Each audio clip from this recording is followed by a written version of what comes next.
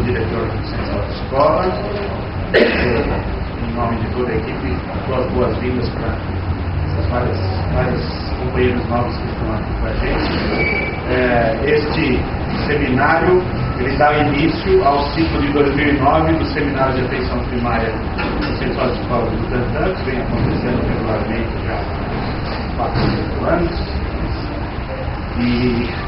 E desta vez a iniciativa tem parceria com o Instituto de Saúde da Secretaria de Estado da Saúde, que também nos deixa muito gratificados. A coordenação desse seminário, então, é de um eminente profissional da saúde coletiva que tem inserção nas duas instituições, Centro de Escola e Instituto de Saúde. Eu vou então imediatamente agradecer a ele pela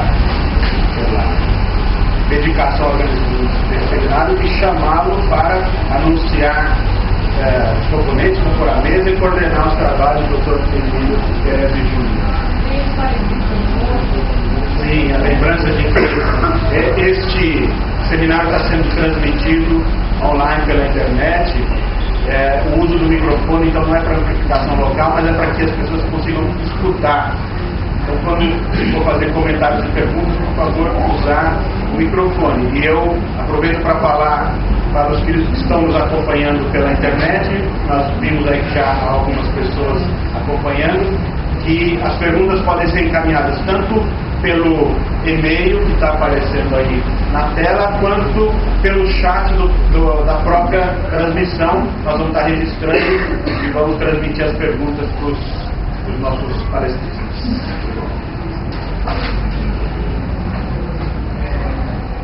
Bom, eu que quero agradecer ao Rubens essa oportunidade de a gente organizar esse seminário nesse dia. Nessa data é uma data importante, inclusive o aniversário do diretor do Rubens. No final vai ser uma grande festa aqui, ele prometeu isso.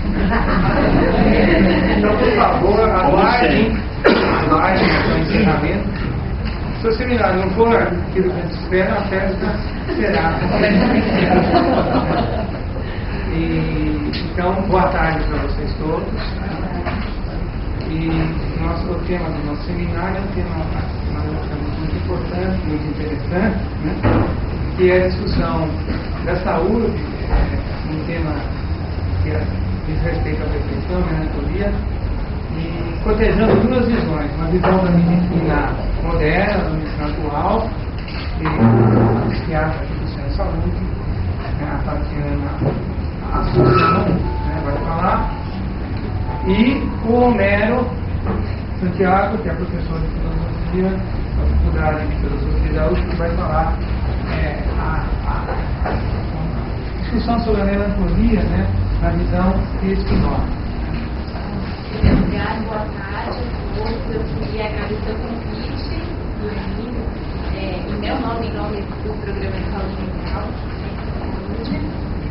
Meu nome é Tatiana, eu sou psiquiatra, mais especificamente a minha especialidade dentro da psiquiatria é terapia da adolescência.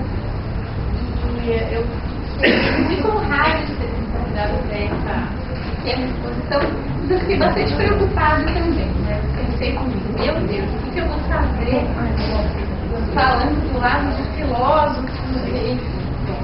Então, eu tomei uma liberdade de ampliar um pouquinho o tema que o Emílio tinha me proposto, que era a depressão na clínica atual, e eu queria falar um pouquinho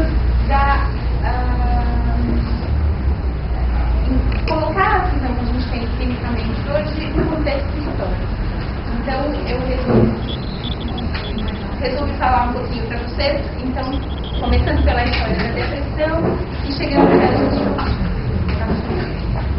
Em primeiro lugar, a gente não pode esquecer que até hoje, por mais que nos esforcemos para ir um passo além, a psiquiatria ainda é uma disciplina eminentemente descritiva, onde os quadros clínicos eles não têm ainda etiologias definidas, não têm ainda fisiopatologias definidas, e que, portanto, muitos dos quadros que a gente considera hoje são construtos teóricos e estão relacionados com o contexto onde eles surgiram e, portanto, com as mudanças nesse contexto.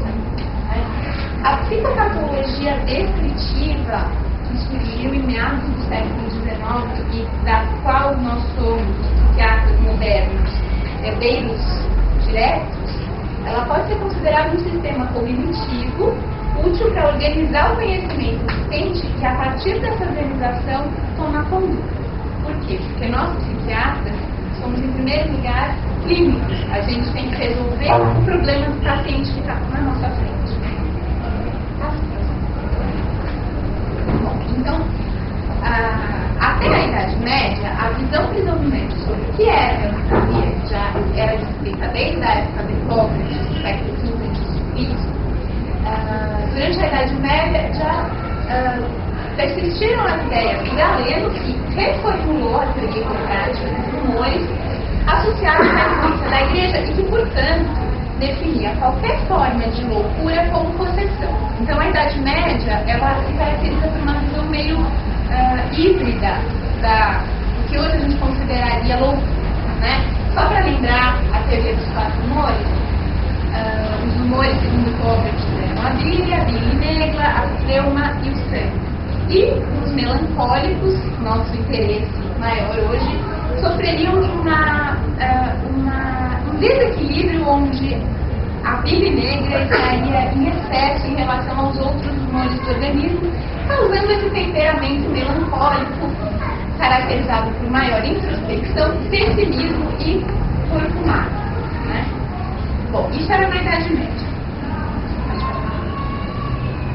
Andando um pouquinho mais para frente no tempo, com o Renascimento, a gente tem um progressivo abandono do pensamento mágico e, portanto, da explicação religiosa para as manifestações mentais e o questionamento da loucura.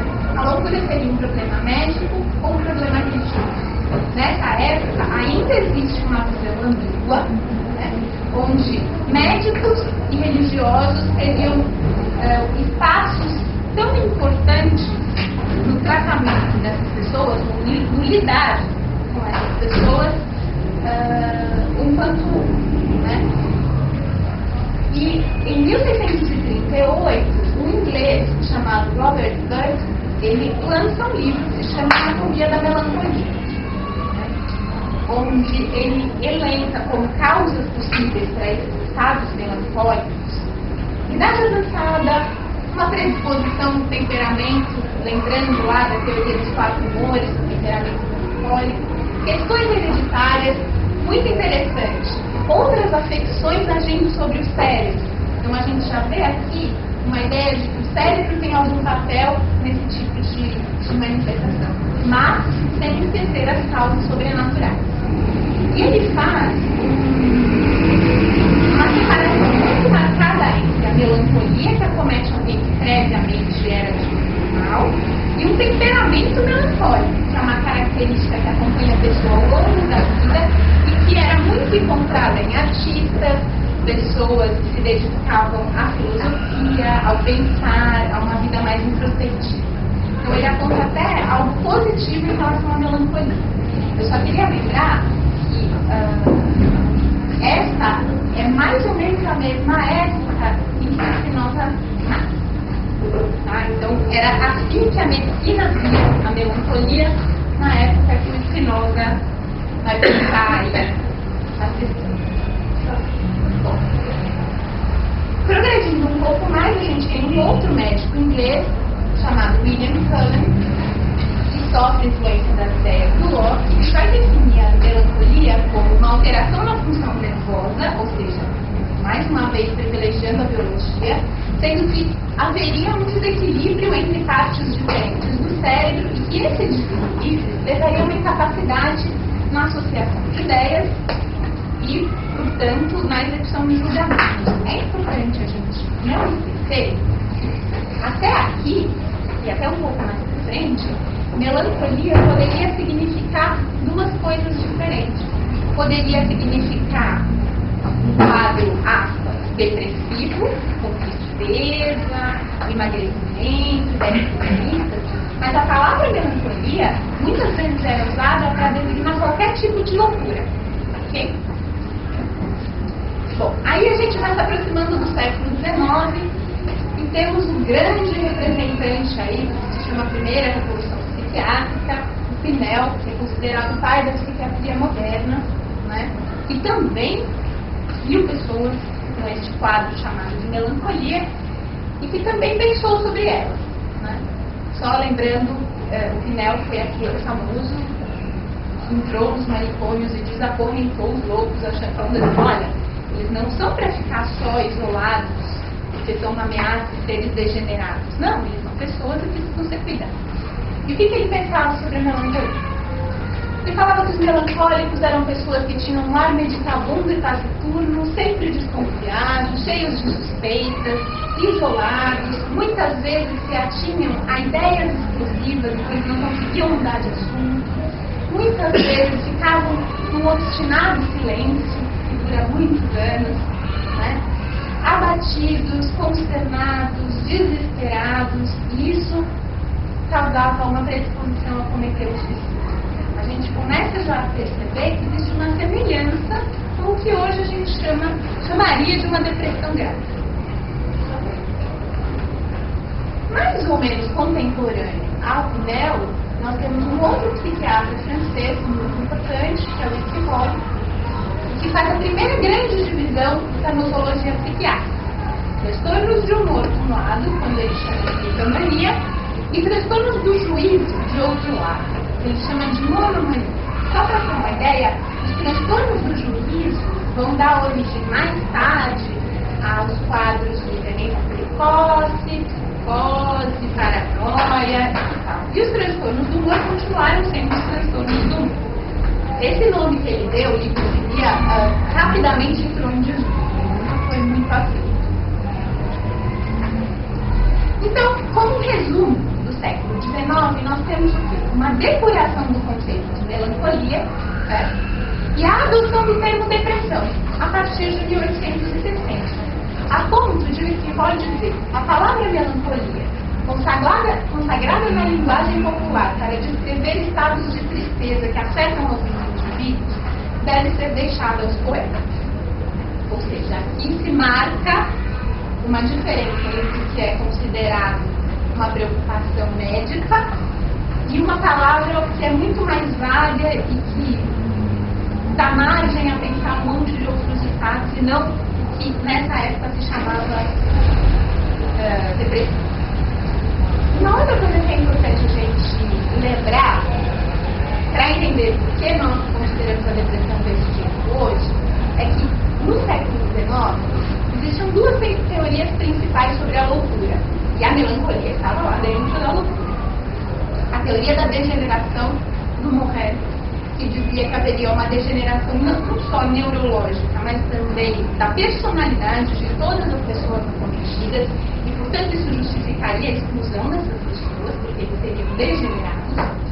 E uma outra teoria, que era a teoria da psicose única, que dizia assim: todos os quadros mentais, melancolia, loucura, psicose maníaco-depressiva, os estados demenciais, todos eles seriam estágios evolutivos diferentes de uma mesma entidade nosologia.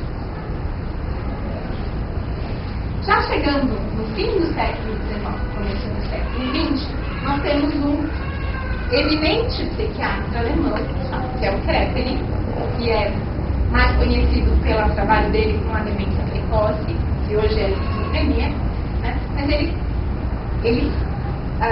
pega a ideia do Epicure, de divisão entre transtornos de humor e transtornos do juízo, e transforma numa dicotomia, né? Além dos transtornos de humor e do juízo, ele fala, olha, existem dois tipos de psicose. A demência precoce, que mais pra frente evoluiu e se transformou no que hoje a gente chama de esquizofrenia, e a insanidade maníaco-depressiva, onde estariam as melancolias. E ele descreve formas diferentes de mania e de depressão, né? Então, as formas de mania, da menos grave para mais grave, nessa época para o verbo, seriam a hipomania, a mania e a mania delirante. E no caso da depressão, um retardo simples, retardo de pensamento, retardo de atitude, tá? Retardo com delírios e alucinações e um estupor depressivo. Um pouquinho depois do Kraepelin, é importante lembrar só uma coisa. O Kraepelin acreditava que todas as depressões faziam parte da psicose maníaco-depressiva, né? Já o Wernicke é aquele da área de Wernicke do cérebro, e o Fleisch, que foi um aluno dele, eles se contrapunham às teorias do Kraepelin. E eles diziam assim, não, nem todas as depressões fazem parte da tal da insanidade maníaco-depressiva. Existem quadros unipolares, onde você pode ter só depressão ou só mania, e existem quadros bipolares. Olha aqui as origens das categorias que a gente tem hoje. Quais são, então, os critérios que a CID propõe para a gente dizer que alguém está deprimido hoje? Presença necessariamente de pelo menos um desses quatro. Humor deprimido, perda de interesse, anedonia, que é falta de prazer nas coisas que antes causavam prazer, e perda de energia. Pelo menos um desses tem que estar presente. Eu não posso dizer que a pessoa está deprimida. E alguns desses outros que eu vou contar para vocês. Diminuição de concentração, diminuição de autoestima, diminuição de autoconfiança, ideias de culpa, ideias de menos-valia, falta de esperança, ideias ou atos de autoagressividade e até pensamentos de morte, ideação suicida e no limite um suicídio concluído, né? Alterações de sono e redução de apetite. Isso é o que a CID, grosso modo, faz. Se a gente for abrir um livro de psiquiatria, se a gente for ver com mais detalhes, a CID tem um monte de outras coisas, mas isso é alguns. E quais são as categorias diagnósticas dentro da CID que podem contemplar esse quadro que a gente está chamando de depressão sensual? Transtorno afetivo bipolar. A gente pode ter depressão dentro em uma pessoa que tem um diagnóstico de transtorno afetivo bipolar. Um episódio depressivo propriamente dito. A gente só usa este diagnóstico quando é o primeiro episódio. A pessoa já teve um episódio, melhorou, teve um segundo, aí a gente já fala que é um transtorno depressivo recorrente e não mais um episódio depressivo. Os transtornos afetivos persistentes, eles incluem a distimia, né, que é um parente da depressão. Quem gosta de desenho animado, lembra daquele bichinho do Zé Colmeia? Né? Então, aquilo lá pode ser um destino, né? Outros transtornos afetivos e transtornos afetivos não especificados são aquelas famosas categorias assim, aquele que não encaixa em lugar nenhum, fica uma categoria à parte, né? Eu escolhi não mostrar para vocês os critérios diagnósticos do DSM, porque fica um pouco repetitivo e eu acho que o objetivo aqui não é ensinar ninguém a fazer diagnóstico de depressão. Eu acho que é só levantar um pouco a leve de o que é considerado depressão para a gente poder refletir sobre outros assuntos, tá? Mas, pensando no manejo clínico, uma vez que nós, psiquiatras, temos que resolver o caso da pessoa que está lá no nosso consultório, o que a gente precisa para cuidar de alguém? Primeiro, fazer um diagnóstico. Para fazer um diagnóstico, a gente precisa saber o que é depressão, o que é um episódio depressivo. Para isso, aqueles critérios são úteis, mas não são suficientes, né? Então, história familiar, situação de vida, se houve algum evento desencadeante ou não, enfim. Tudo que vocês quiserem também tem que ser contemplado na hora de fazer um diagnóstico. Senão, hoje de manhã ainda estava dando uma aula na psicologia, fica muito fácil. Eu não precisava ter estudado 9 anos da minha vida para fazer xizinho. Era só sair do colegial, fazer um curso de 1 mês sobre a CID, fazer a X e já era psiquiatra. Não é bem assim. Outra coisa, diagnóstico diferencial. Existem vários outros quadros que podem mimetizar uma depressão sem ser uma depressão, né? Por exemplo, hipotireoidismo. O psiquiatra tem mania de pedir exame de tireoide. Por quê? O cara tem hipotireoidismo e fica devagar, cansado, desanimado, às vezes perde o apetite. E aí ele recebe um rótulo de depressão, ganha uma fluoxetina e não melhora, né? Ou, por exemplo, uma reação de grupo, por que não? Né? Não é porque alguém teve uma perda afetiva importante e ficou mal, que necessariamente eu vou dizer que aquela pessoa está com depressão. Né? Então, o diagnóstico diferencial é uma coisa muito importante. Além disso, saber que tem outras condições médicas associadas. Né? Porque, de repente, o cara tem hipotireoidismo, ele pode até ter hipotireoidismo e depressão, mas ele tem a obrigação de cuidar do hipotireoidismo e ver se aquilo ali desaparece. Né? Claro, avaliar a situação psicossocial, avaliar os traços de personalidade, né? E a presença de eventos vitais que também já falando. E o tratamento da depressão, hoje em dia, ele é farmacológico. Ele pode ser dividido, grosso modo, em farmacológico e não farmacológico. Farmacológico é aquele que está todo mundo sentado de cabeça, né? Um monte de antidepressivos que eu acho que seja o objetivo hoje falar com detalhes sobre isso, mas é importante saber que assim, é o que a gente tem disponível, apesar de algumas pesquisas mostrarem que não faz diferença nos casos mais leves, nos casos graves faz sim diferença. Né? Eu não acho que é uma coisa que a gente possa lançar mão a partir do momento que a gente tem uma pessoa em sofrimento na nossa frente. E tratamento não farmacológico. E aí você pode incluir todas as modalidades de psicoterapia, orientação familiar, tudo que estiver disponível para cuidar dessa pessoa. Né? Acho que não tem. Era basicamente isso que eu queria dizer. Se houver alguma dúvida, no final eu estou à disposição. Se não, o meu e-mail eu projetei ali. Obrigada pela atenção. Primeiro eu queria agradecer então a equipe do Centro de Saúde, do CECED, a equipe do Instituto de Saúde, agradecer especialmente o Emílio, por intermédio do qual chegou a mim esse gentil convite. E acerca da minha exposição, dizer um pouco o horizonte dela antes de começar. Eu havia indagado o Emílio quanto poderia contar com conhecimento prévio de Spinoza da parte das pessoas. Ele me disse, bom, lemos a terceira parte da Ética, mas não necessariamente todos leram a terceira parte da Ética. Nessa medida, o que eu pensei é algo, uma apresentação acerca da questão da melancolia em Spinoza, o que é a melancolia e o entorno dela, que pode ser dita, resumindo, me interessa pegar duas passagens de Spinoza. Só que para chegar nessas passagens, eu tenho que ir traçando um esboço, um certo percurso para que essas passagens façam sentido, já que elas vêm no meio da ética. Então a minha exposição tem três partes. Uma primeira negativa, que é o que não é a melancolia da Spinoza.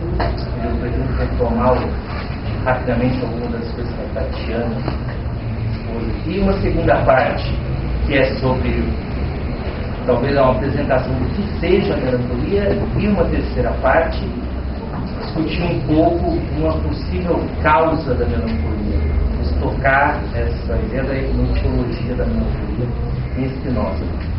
Então, eu começo mais brevemente do que eu pretendi, porque eu já fui muito satisfatoriamente atendido na apresentação da Tatiana, lembrando que a época de Spinoza, século XVII, nós temos duas tradições maiores para a abordagem da melancolia: a tradição hipocrática e a tradição galênica. Eu só retomo alguns aspectos que vão ser importantes também lá na frente, né?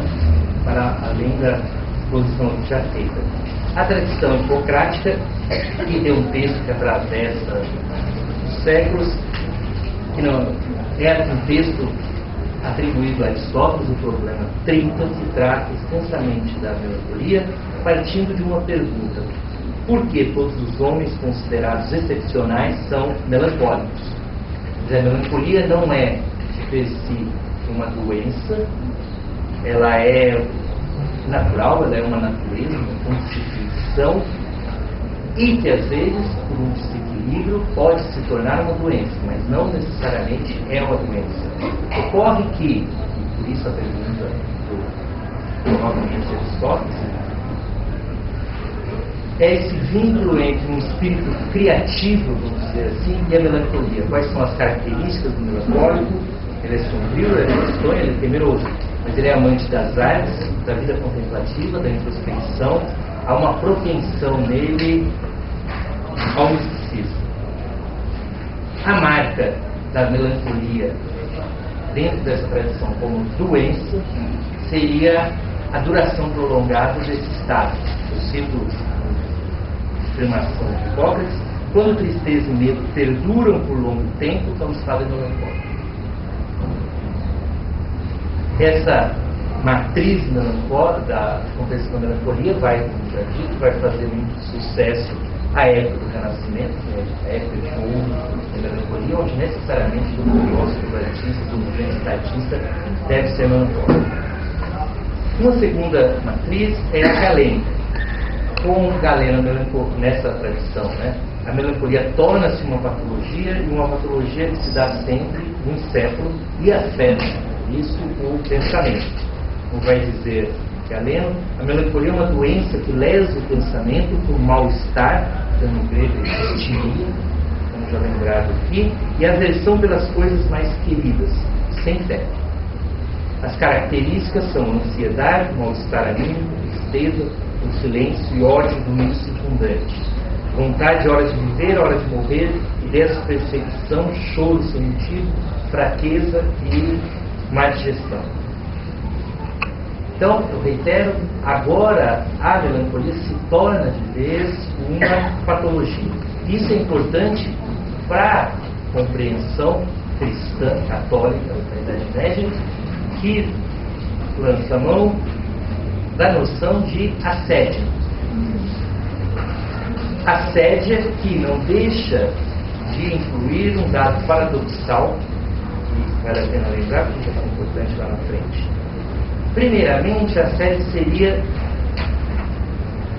uma perda do contato com Deus, com o próximo e consigo mesmo por obra de uma obra perversa, e o que levaria a um quadro melancólico. Porém, curiosamente, que é um problema dos teólogos e mais, é que a assédia acomete, sobretudo, aqueles que estariam, em teoria, menos propensos a ser por ela acometidos. Os monges, as monjas, as pessoas mais tenazmente dedicadas a uma vida religiosa. Lança-se mão, então, do argumento de que a assédia é o resultado de uma intervenção demoníaca que gera no melancólico, no acometido pela assédia, um desprezo por aquela vida que ele era justamente dedicada à religiosidade. Como curar a assédia? É simples: muito trabalho e nada de ócio. É a velha ideia de que cabeça vazia é uma oficina do diabo. Como diria, tem um amigo que sempre diz: melancolia, depressão, vai cortar câncer. Então, chegamos então em Spinoza. Em Spinoza, a melancolia, agora eu faço o contraponto em relação a essas tradições. Em Spinoza, a melancolia é sempre má. Em certo sentido, ela pode ser vista o mal por excelência. Como vai dizer um estudioso de Spinoza, a melancolia é o adversário principal do espinosismo, é um verdadeiro imperativo categórico da ética spinozana afastar, furtar-se à melancolia. Como Spinoza vai dizer numa proposição da Ética 4, a que eu vou voltar: por que seria melhor matar a fome e a sede do que expulsar a melancolia? As coisas estão no mesmo patamar. Agora, por que a melancolia surge como o inimigo principal do espinosismo? Eu digo de choro para depois voltar a isso. É simples: melancolia é sinônimo de potência, e o espinosismo é uma ética da potência. Nesse sentido, podemos dizer, para pensar, que não é melancolia, que a melancolia não é para Spinoza. Ela não é o estado criativo dos antigos ou dos renascentistas, ou se nós quisermos dos românticos, Vítor, Espírito de Paris, Baudelaire, os nossos Castro Alves, Alves Azevedo, todos que morreram antes dos 24, tuberculose, estudando São Francisco.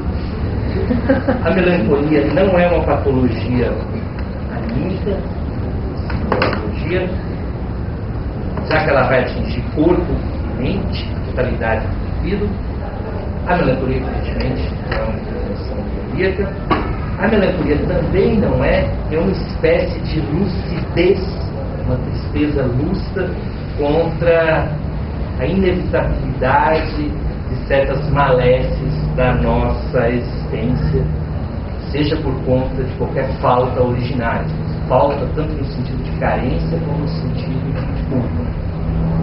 Então, por isso, a segunda parte, que vem a ser, então, positivamente, a melancolia interior. Não vou insistir e vou, então, postular isso, uma tese spinosiana, que a maioria vocês conhecem, acerca da substância única.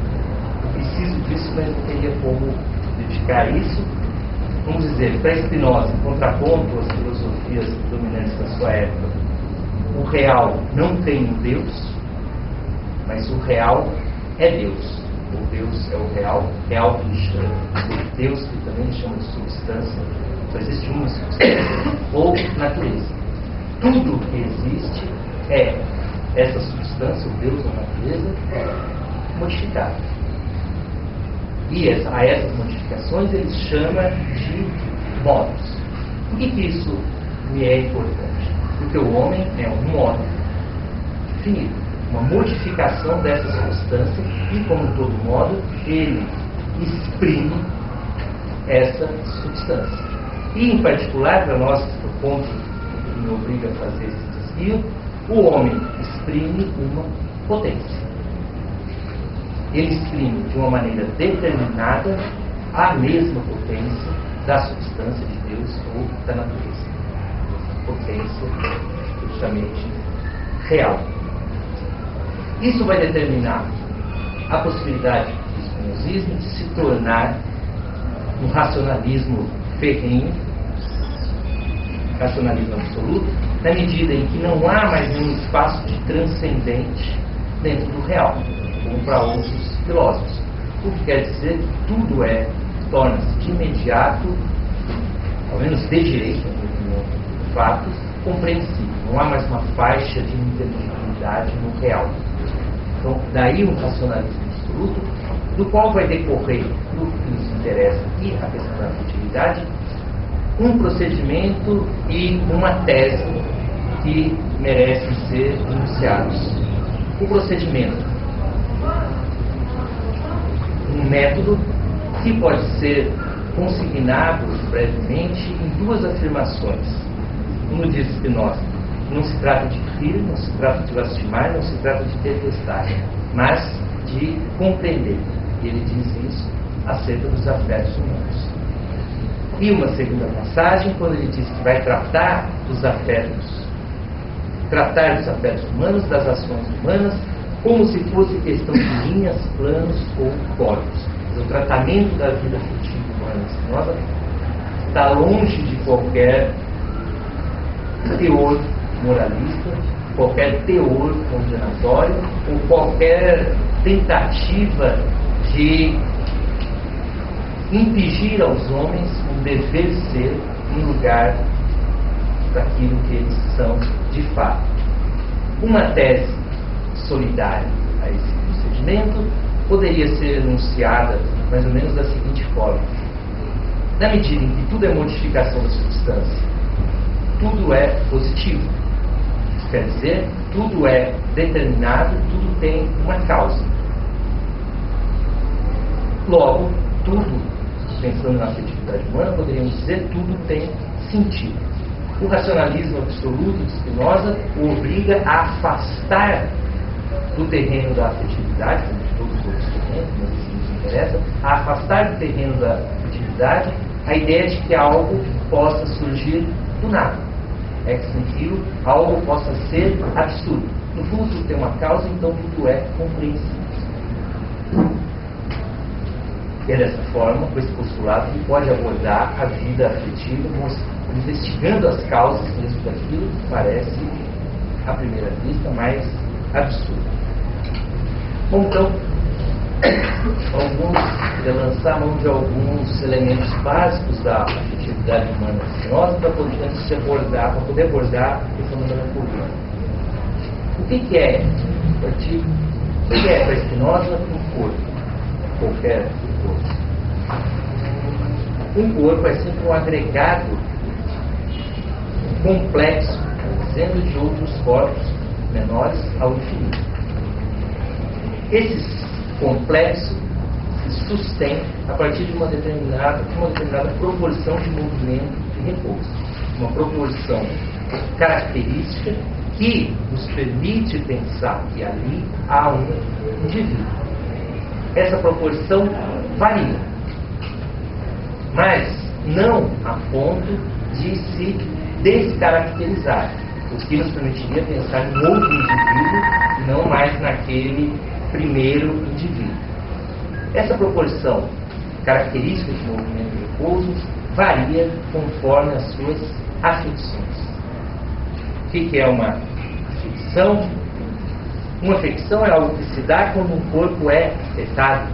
Qualquer mudança, qualquer modificação que ocorre nesse corpo. São essas afecções que determinam a variação do corpo. Variações que podem ou fortificar a sua proporção característica, ou enfraquecê-la, ou mesmo destruí-la. É a morte.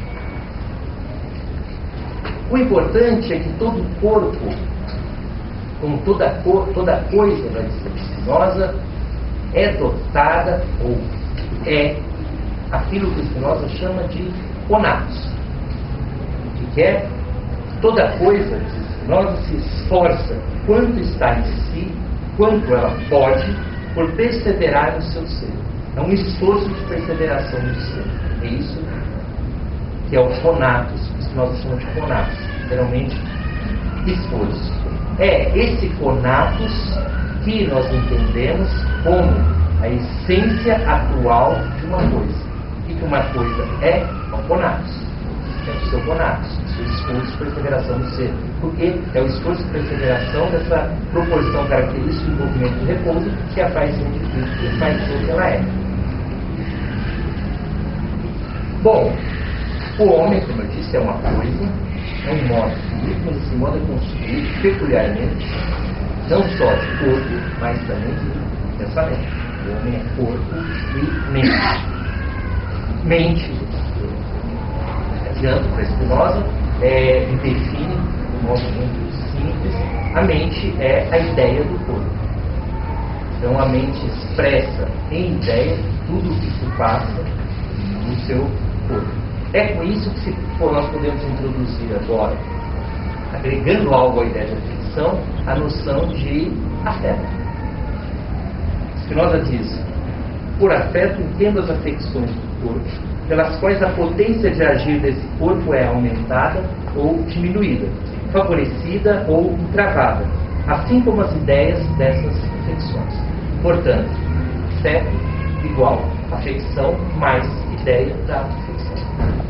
Por isso, cria-se agora um campo propriamente humano, onde vai se dar, nós podemos chamar agora propriamente de afetividade.